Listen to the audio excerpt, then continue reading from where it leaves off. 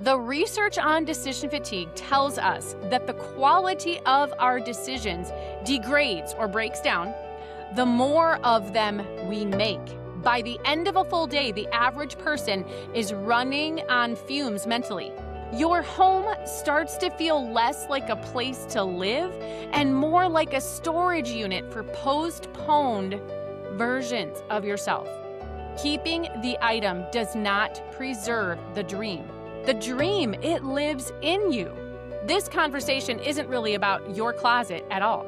It's actually about you as a person. Well, today I want to start with something a little bit different, and I think it's going to be something, well, I know it's going to be something that a lot of women resonate with. So something happened to me not that long ago, and it started when I opened a closet, and it wasn't even like my big closet, right? Like my closet. It was just a hall closet. And I stood there for at least a minute, just kind of staring, and it was full, it was packed, and none of it was stuff that we actually use. There was a lot of craft supplies that I bought kind of during COVID with plans of working on some fun art projects with my homeschooled kids since we were all home. And they were unopened, still in the bag from Hobby Lobby. There was a stack of books that I bought with every intention of reading. I still want to read them, but I haven't. And there was a workout program, the physical DVDs, which tells you how long ago I bought them. Does anyone remember Billy Blanks? Yeah. So I just stood there, though, at the closet there thinking, who did I think I was going to become with all of these things? Because the closet, it wasn't full of stuff. It was full of a version of me that I kept needing to become. The creative homeschool mom, the disciplined me, the organized, inspired, finally has time for herself me. And the weight of it, and I'm not talking about the physical weight, I'm talking about the emotional weight that I felt when I stood there looking at that closet. It hit me harder than I expected. And so today, this is what we're going to be talking about. The stuff that you're saving for someday. And we're going to talk about what it is costing you today. Now, I will say that this is probably going to be a hard conversation, but it's an important one. And it's one that we are having here. So let's get started. Well, if you've been following along and thinking, I need to go deeper, I need more, I want to invite you to something totally free that I've created. It's called Midlife Clutter Explained and Solved. This is my free Substack where every Tuesday I write a deeper unpacking of the real clutter that women are carrying. Not just the piles on the counter, but the mental load, the emotional backlog, the decision fatigue, the overthinking spirals. We break it down, we name it, we untangle it, and then on Fridays, I share a lighter post to help you reset your perspective before the weekend. Something that's grounding and clarifying and, of course, honest.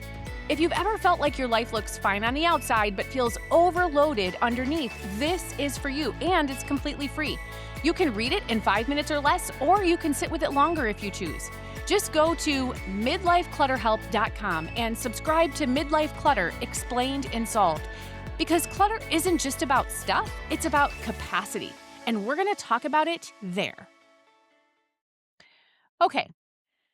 So the stuff, right? The stuff that you're saving for someday is costing you today.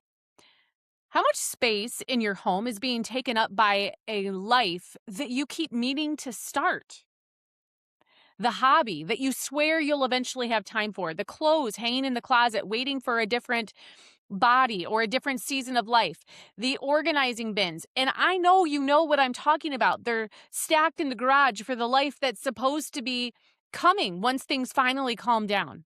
The projects, they're staring at you every time you open a door. And so it isn't just stuff. It isn't just clutter. These things, they represent hope and identity, pressure, guilt, perfectionism, decision fatigue. And most women, maybe even you, don't realize that you're living inside this visual reminder of everything you think you should be doing or becoming or fixing or getting around to. We think we're preserving possibility, but a lot of times, maybe even most of the time, we're preserving pressure.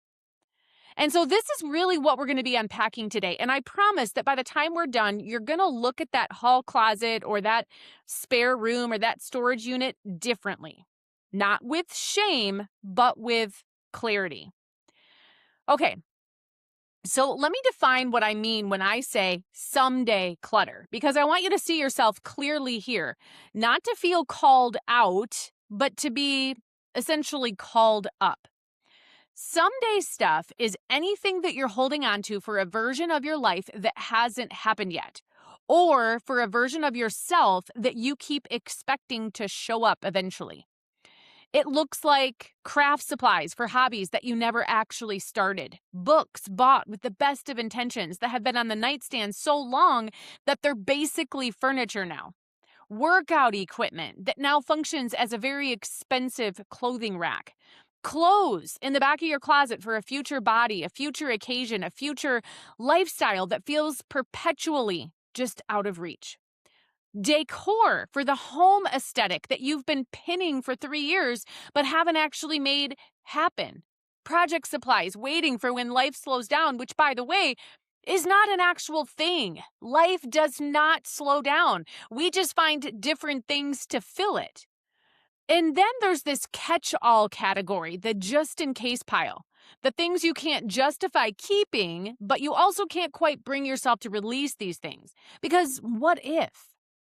And here's what I want you to hang on to for just a second. And it's really kind of the underlying thread in everything that we're going to be talking about. This is the thing that I want to make sure you don't miss. And it is this. Someday stuff is physical evidence of emotional indecision.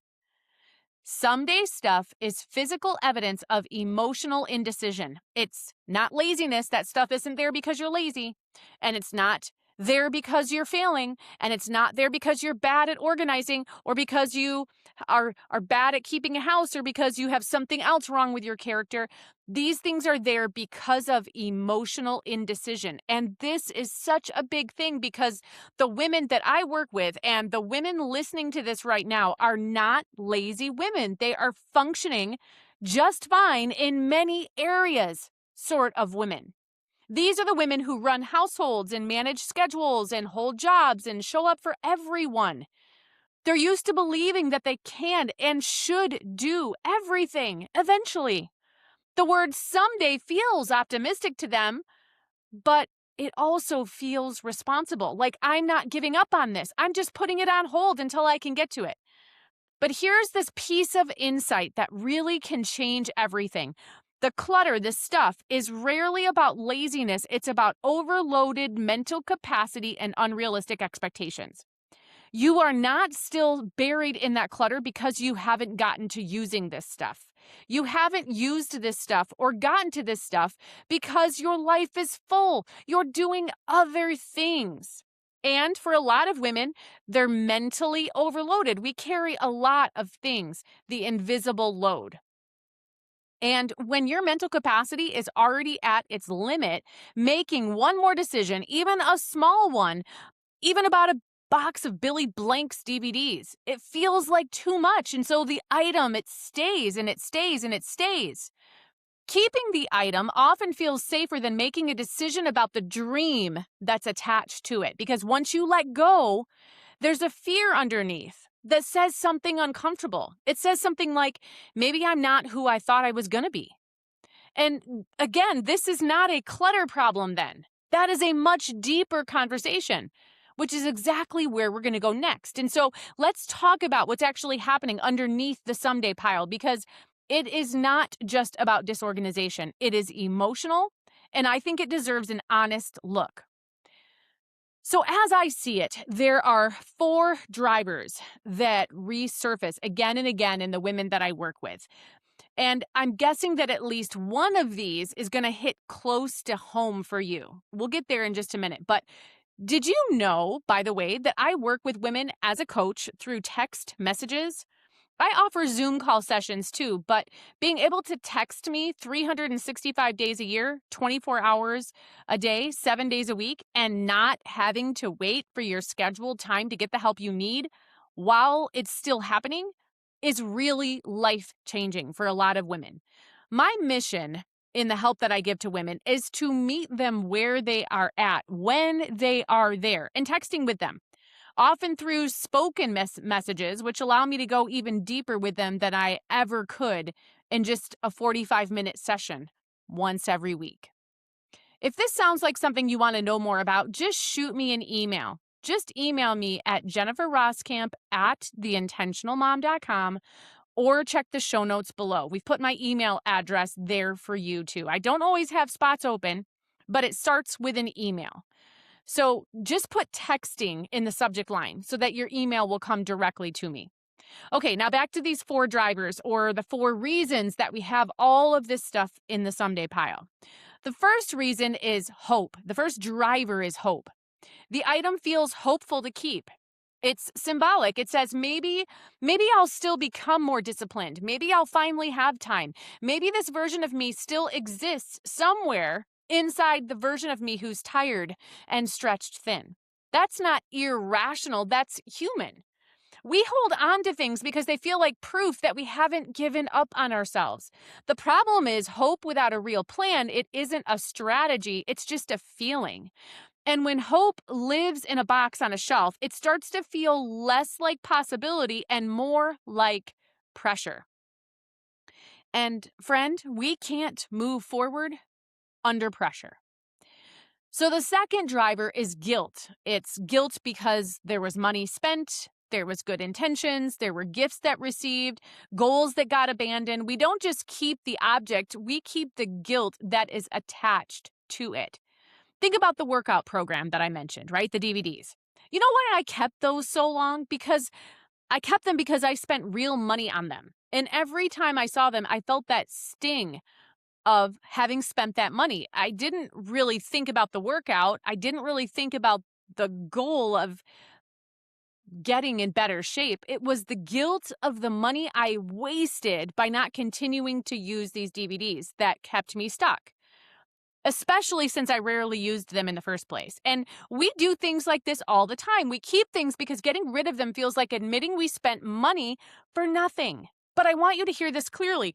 The money is already gone. Keeping the item doesn't bring it back. It just makes you pay an emotional tax on it every single time you see it. So the third driver is identity. And I think this one is the deepest. And I think it's the one that we talk about the least.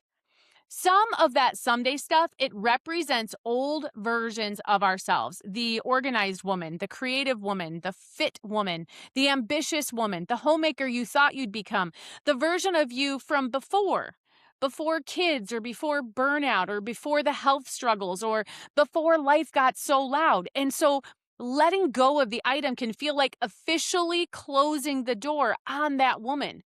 It's like saying that woman isn't coming back. And I want to say something that might feel a little bit hard, but I am saying it full of compassion. A lot of clutter is grief that we haven't acknowledged yet. We're not holding on to objects. We're holding on to who we were, who we meant to be, or who we thought we'd have time to become by now. And grief doesn't always look like crying. Sometimes it looks like a storage bin in the spare room. So the fourth driver is fear of closing doors. Keeping the item feels like keeping the option alive. If I still have the supplies, the possibility isn't gone. If I still have the jeans in a size that I haven't worn in years, I haven't officially let go of that dream. The door is still open. It's still a possibility. But here's the truth. An open loop is still an energy drain. Possibility is not free. It costs mental bandwidth to maintain, whether you're consciously thinking about it or not. And I know that a lot of us underestimate how much energy we're spending just holding open doors that we're never actually meant to walk through. And letting go of these things, it doesn't make you a quitter. It makes you someone who is ready to be honest about the season of life that you're actually in, not the one you're still hoping to arrive at. So just when you thought we couldn't go any deeper, surprise, we are going a little bit deeper because I know that this is the piece that most decluttering advice completely misses. We tend to think of clutter as a visual problem. It's messy, it's disorganized, it takes up physical space. Fix the visual and you'll feel better. But what nobody talks about is what clutter does to your brain, even when you're not looking at it, even when it's tucked behind a door, even when it's boxed up in a storage unit 10 minutes from your house. Your brain is constantly scanning for unfinished decisions. That's just how it works. It's not a character flaw, it's neurological. Your brain is wired to notice open loops and unresolved things. And it doesn't just notice them once and move on, it revisits them. It categorizes them. It mentally negotiates with them. Psychologists actually have a name for this concept. It's called the Zeigarnik effect. This is the brain's tendency to fixate on incomplete tasks far more than completed ones. The brain's tendency is to fixate on incomplete tasks far more than the completed ones. Your mind holds on to unfinished things with a kind of sticky attention that it doesn't give to the things that are actually resolved, which means that every item in that someday pile is, neurologically speaking, an unfinished task. And your brain, it's going to keep returning to it, whether you want it to or not. And so that pile that you walked past this morning without even really looking at it, your brain registered it. It filed it under the unresolved category, and it will file it again tomorrow and the next day and the next. Your brain is continuously trying to manage that pile even when you aren't.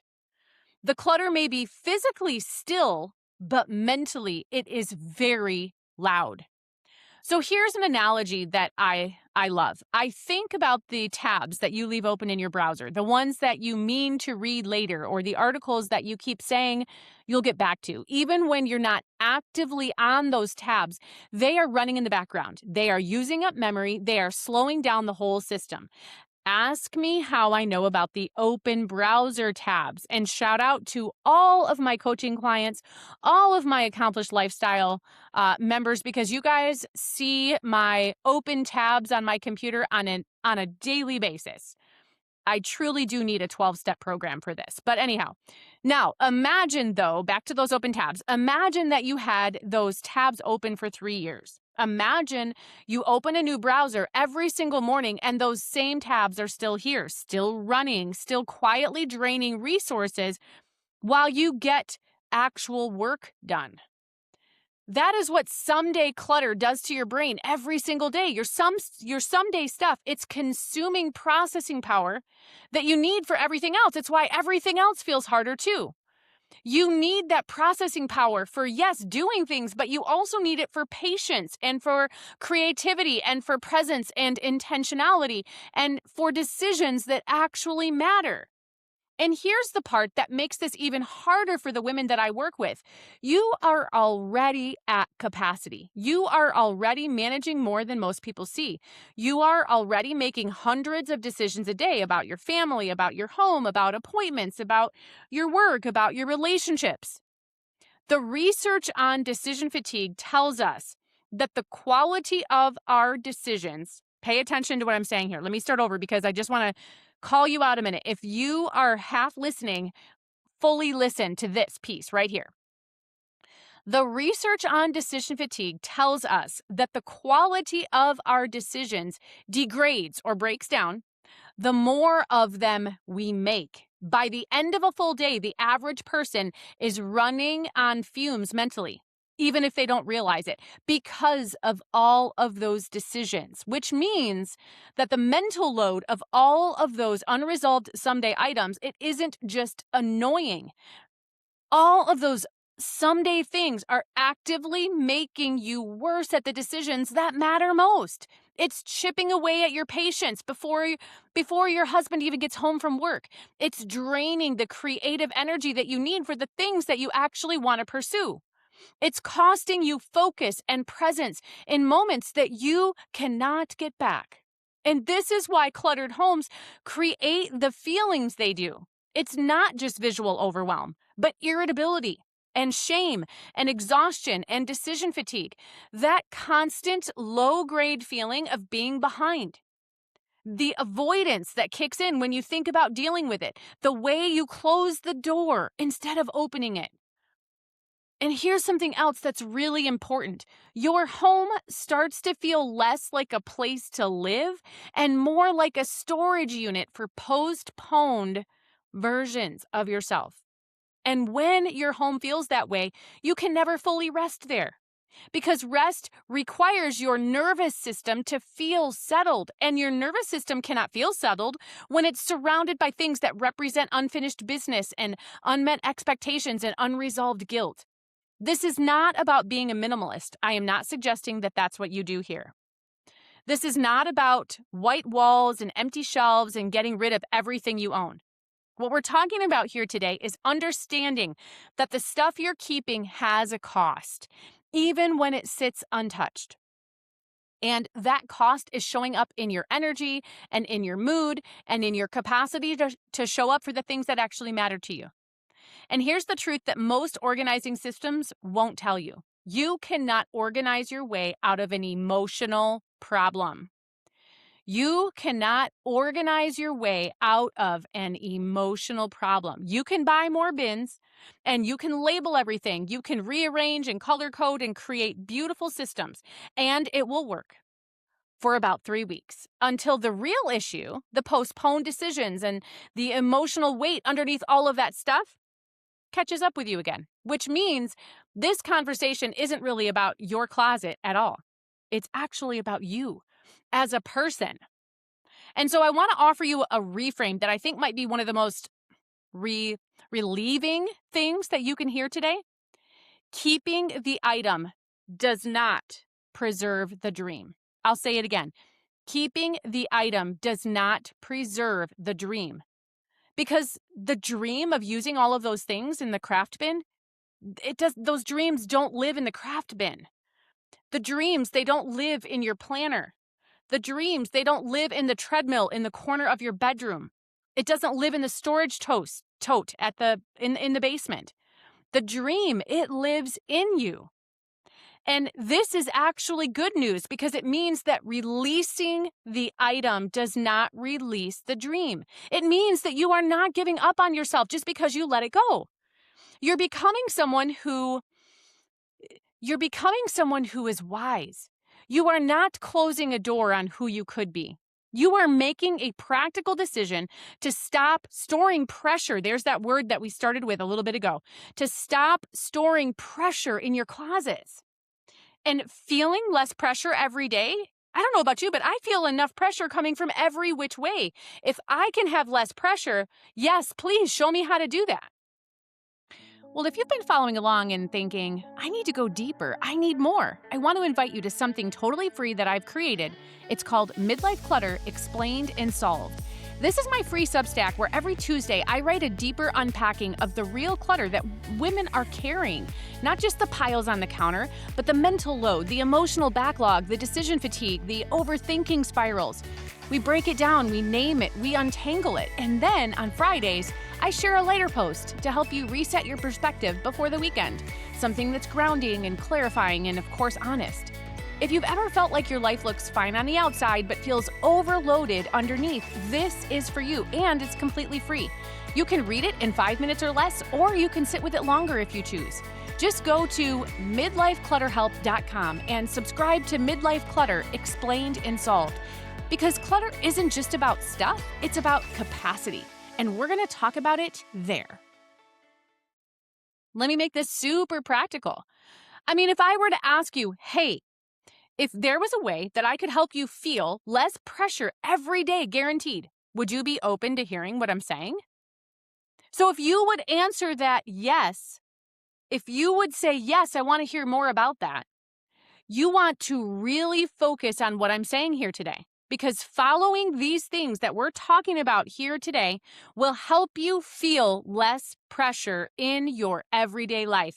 And this is probably going to be one of those conversations that you want to make sure that you save so that you can go back and listen again, because there is a lot here. And if you want less pressure, if you want less stress in your life, this is an episode you can't afford to not pay close attention to and take good notes. So let's get back to the thing I said a second ago when I said you are making a practical decision to stop storing pressure in your closets.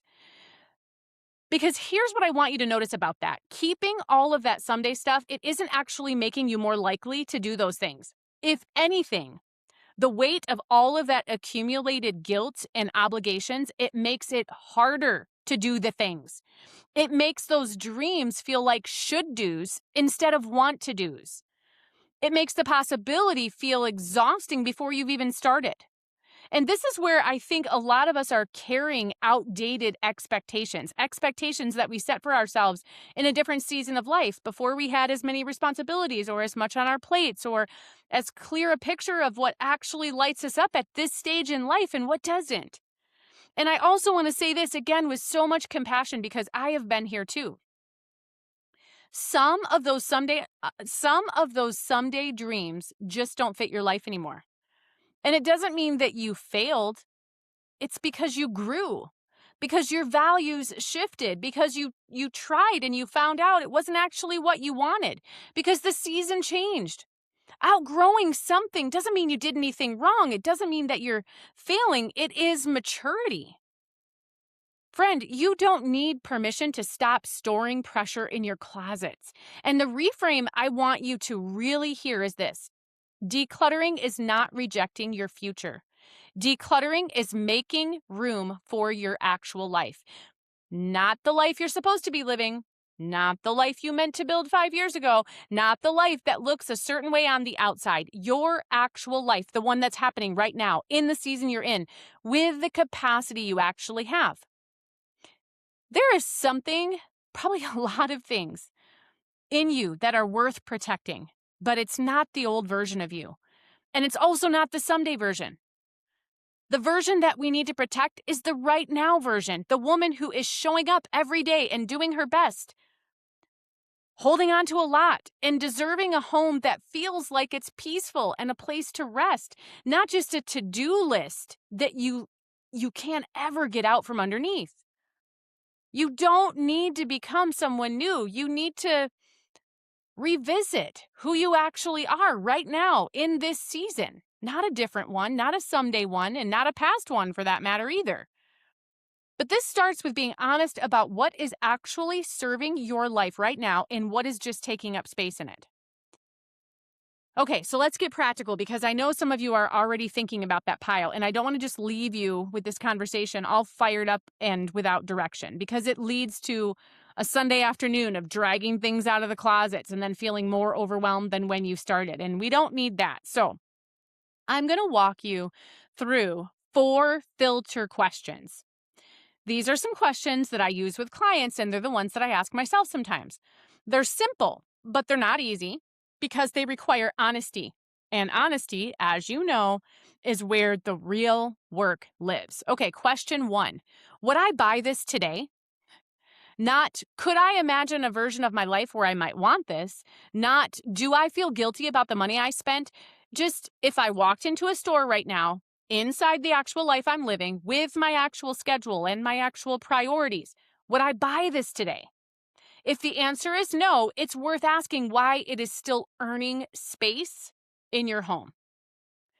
Question 2, do I have a real plan for this in the next 3 months? Not a fantasy, not an eventually, but a realistic plan, something on the calendar, something attached to an actual intention that lines up with how you actually live. Not I keep meaning to, or once life slows down, or someday when I have more time. A real plan in the next 90 days with the time, the capacity, the health, the limitations, the roles, the responsibilities, everything that you have right now. And if you can't name what that plan is, that's information worth paying attention to. Question 3, if I let this go, what am I afraid it means? Now, this is a coachy question, and it goes beneath the surface, but you need to hear it.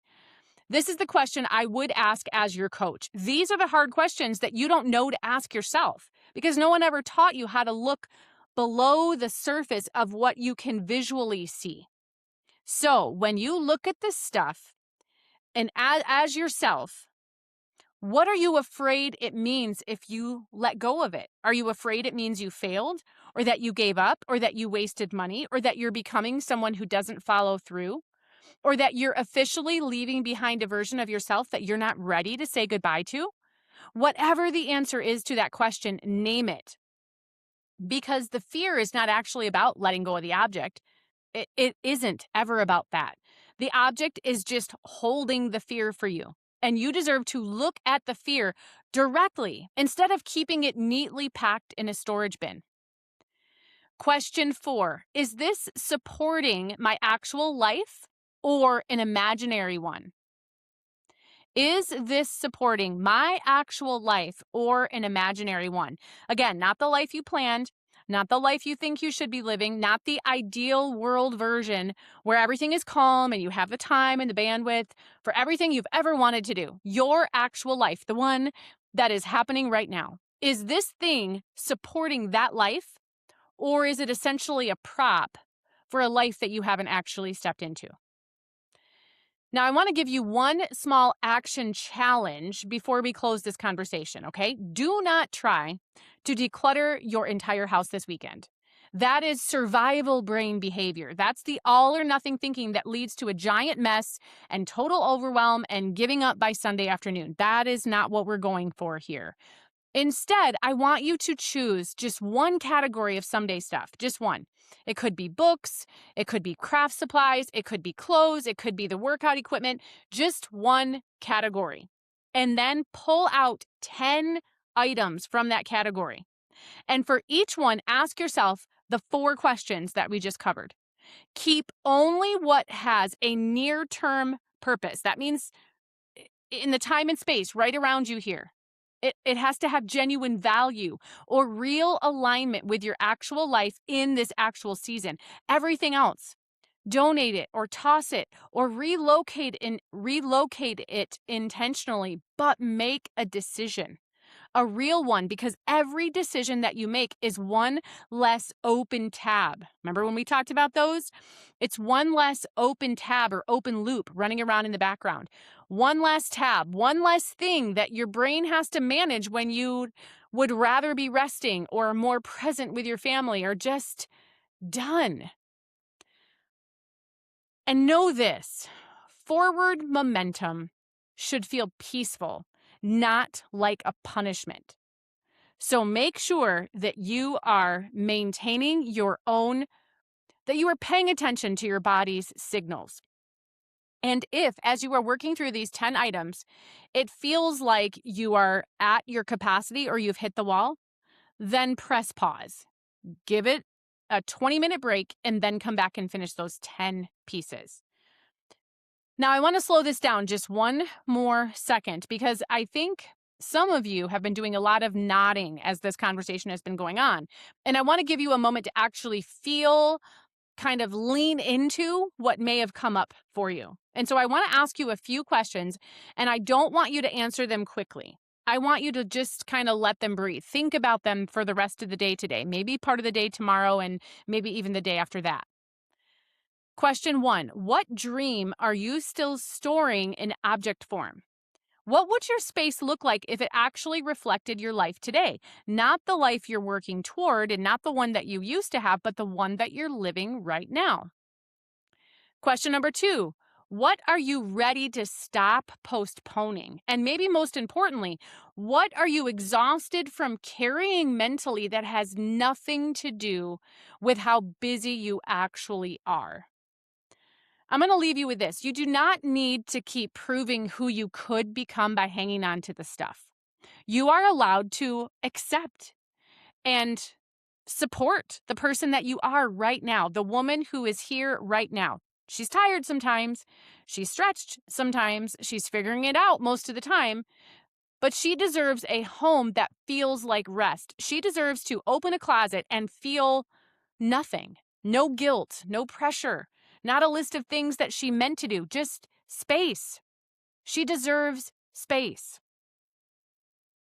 So here are a few takeaways I want to make sure. I've got 4 of them. I want to make sure that you take away from this conversation. Number 1, someday stuff is physical evidence of emotional indecision. It's not laziness. It's not failure. The clutter exists because making decisions about the dreams attached to things, it feels hard. And know that it feels hard because you're human. But it is something that we can work with. It is fixable. Second takeaway, your brain is managing the clutter even when you aren't. The pile, it isn't sitting there quietly. It's running in the background. It's draining your mental bandwidth every single day. Clearing it isn't just about physical space. It's about reclaiming your mental peace. Third takeaway, keeping the item does not preserve the dream. The dream lives in you. It's not in the bin. Releasing that object does not mean giving up on yourself. It means making room for the life you're actually living. Maybe later you'll have room. And the fourth takeaway, start with 1 category, 10 items, and 4 questions. Don't try to overhaul everything. Choose 1 someday category this week. Over the period of the week, pull out 10 things and run each one of those 10 things through the 4 filter questions from today's conversation. And it's just 1 honest decision. That's all we need in order to start. So let's circle back to where we started. The stuff that you're saving for someday, it's costing you today. Not just physically, though it is absolutely taking up physical space, but emotionally and mentally and energetically. Every item that represents an unfinished decision is a drain on the woman who manages it all every day. And you're already managing enough. So here's my challenge to you this week, not this month, not someday, but this week. Pick 1 drawer, pick 1 shelf, pick 1 category. Again, we're not looking to become a minimalist here, and we're not looking for perfection, not to earn some sort of gold star for having a magazine-worthy home, but stop living inside this constant postponed pressure. 1 small release can create more relief than 1 storage bin will ever be able to hold. You don't have to fix this all at once. You just have to make 1 honest decision at a time, and then another. That's how the weight starts to lift. That's how the clutter begins to feel like something I could actually let go of and know that it's not going to happen all at once. It is just still this 1 decision at a time. Know that I'm proud of you for showing up in this conversation, and I hope that you are too. It's not a small thing to look honestly at what we've been talking about here today. And it's not easy to look at yourself honestly either. But it starts there. If you know of someone who needs to hear this conversation, will you please share it with her? We have these conversations here every single week on Tuesdays. There is always a new conversation where we talk about clutter, but we don't just talk about the stuff clutter. We talk about identity clutter and emotional clutter and mental clutter and schedule clutter and so many other things. Make sure that you are following along here so that you can continue to learn more about what's actually underneath that stuff. Because when we understand what's actually underneath, when we diagnose the problem, as I call it, then we can find the right solution. We can finally move forward. We can stop feeling strangled. We can stop feeling overwhelmed. We can stop feeling hopeless. And we can start to work towards, you know what? This actually could be different. And you deserve that, friend, just as much as I do. And so, until we talk again, make it a great day.